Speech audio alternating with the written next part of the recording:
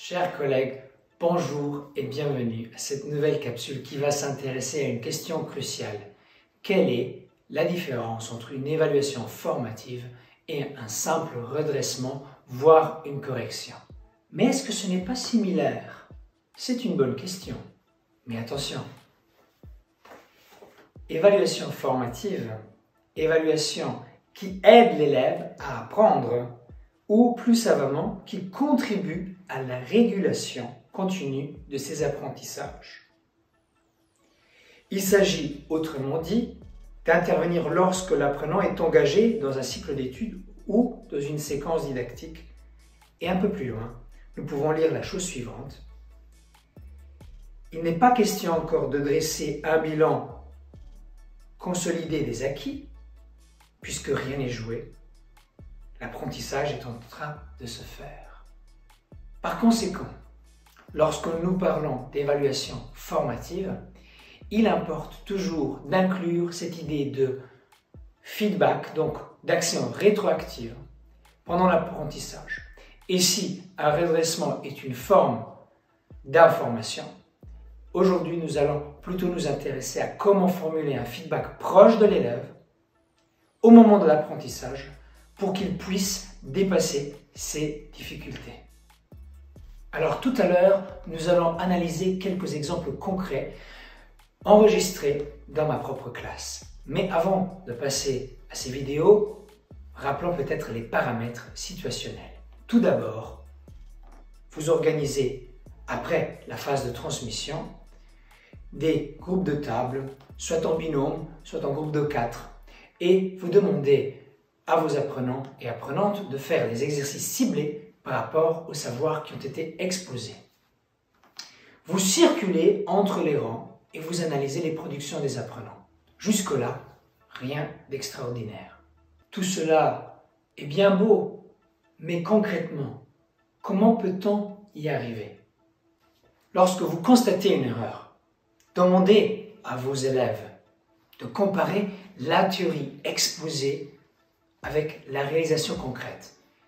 Il convient de ne pas, à ce moment-là, suggérer la réponse, mais de formuler un feedback de manière à nourrir la réflexion pour que l'élève devienne, lui, acteur de son apprentissage, c'est-à-dire qu'il commence à comparer théorie exposée et réalisation concrète.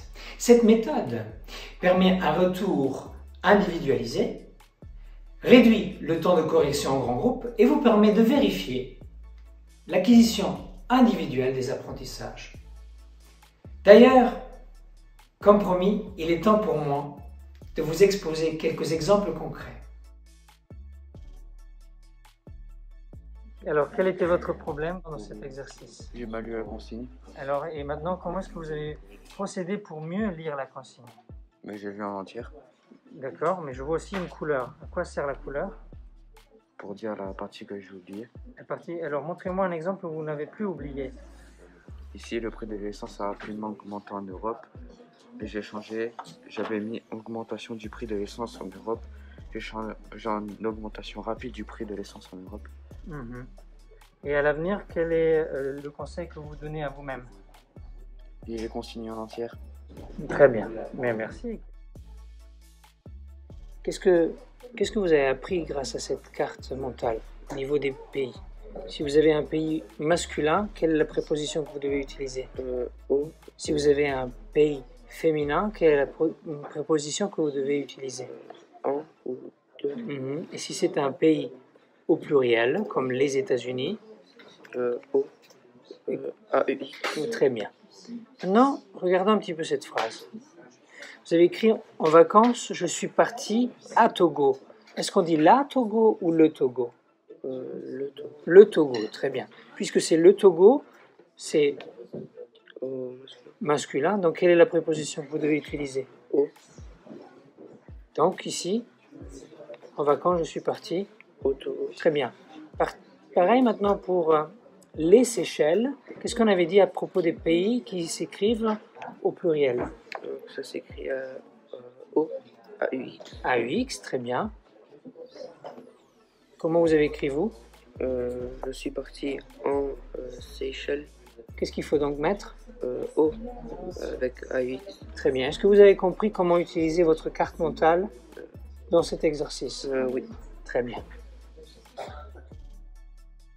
Nous avons une nouvelle occurrence, le plus que parfait. Jusque-là, ça vous posait problème. Qu'est-ce qu'on a vu au niveau de la fiche ressources? Qu'est-ce que ça donne? Que le plus que parfait, c'était avoir et être, donc à l'imparfait.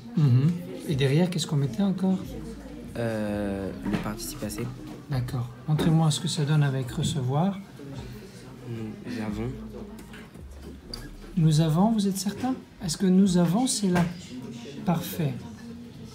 Nous avions. Donc répétez. Nous avions Mhm. reçu. Non. Tout à fait. Bravo. Donc aujourd'hui, vous aviez une évaluation formative à réaliser. Qu'est-ce que vous avez fait?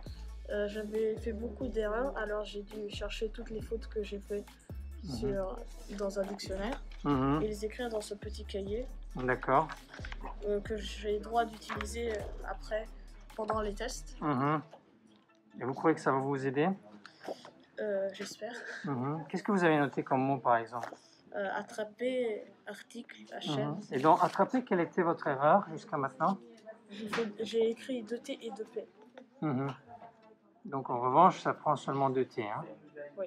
C'est ça? Oui. Vous avez vérifié ça dans un dictionnaire? Oui. Ok, donc si vous avez vérifié, c'est qu'on est bon. Mais là, puisqu'on parle de la presse, journaux, quelle est l'erreur?